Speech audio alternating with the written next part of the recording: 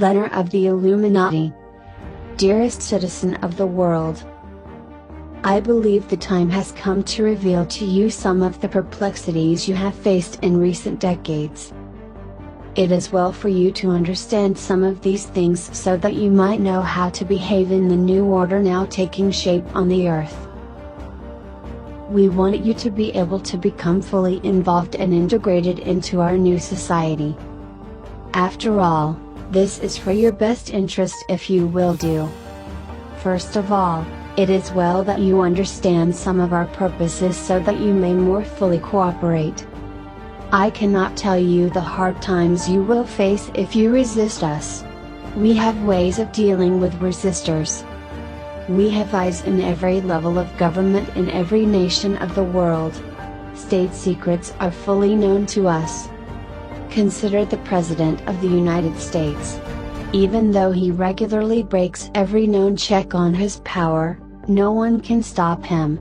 He goes ahead and does whatever we want him to do anyway.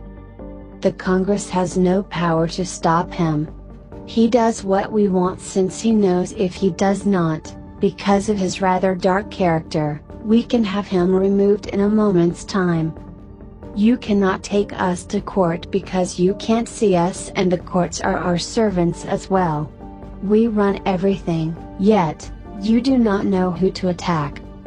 We rule the world and the world cannot even find out who is ruling them. This is truly a wonderful thing. In our media we present before you exactly what it is we want you to do.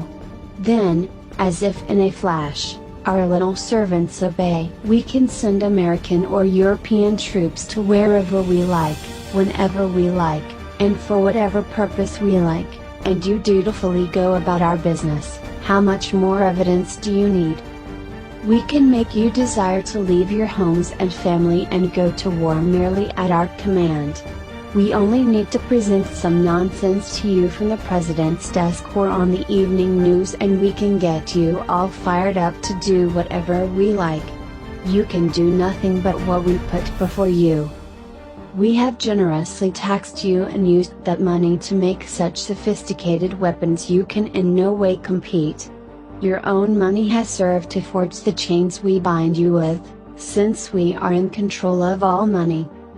Some of you think you may escape by buying some land in the country and growing a garden. Let me remind you that you still pay us ground rent. Oh, you may call it property taxes, but it still goes to us. You see, you need money no matter what you do.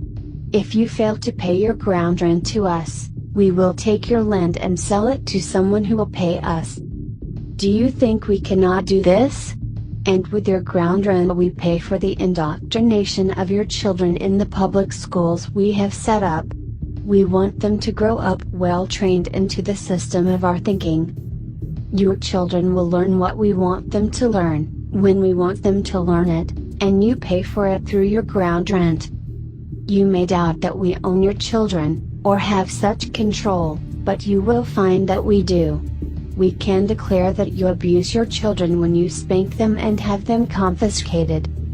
If they do not show up for school indoctrination, we can accuse you of neglect, thereby giving them to us. Your children are not yours. They are ours.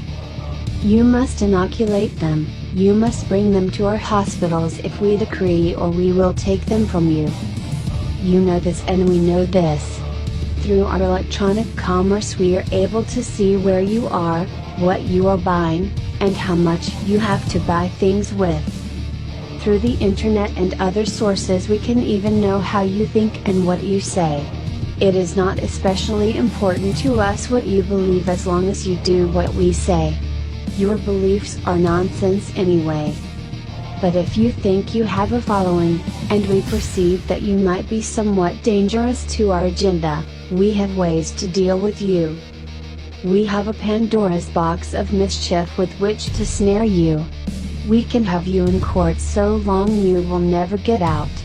We can easily drain away all your assets over one pretext or another, the form of taxes. You do not have this vast supply of wealth. We know how to divide and conquer, Have we not brought down rulers of countries through our devices? Do you think your tiny self will be any match for us? We supply your fuel for your cars. We can turn it off whenever we like, claiming that there is some sort of fuel shortage. What if your car breaks down? You cannot get parts for it without us. We supply all the money you use. At any whim of our desire, we can stop the money supply or cause a complete crash altogether. We can then order the president to declare all money worthless and that we will have to have new money. All of your stashes of cash will go up in smoke in a moment's time. Don't you need food? If necessary, we can cause a truckers' strike which would stop deliveries of food to your local store. We can starve you whenever we like. You only have food because we have provided it to you from our table. During the Great Depression, we controlled the food. We heaped mountains of food behind fences and let it rot.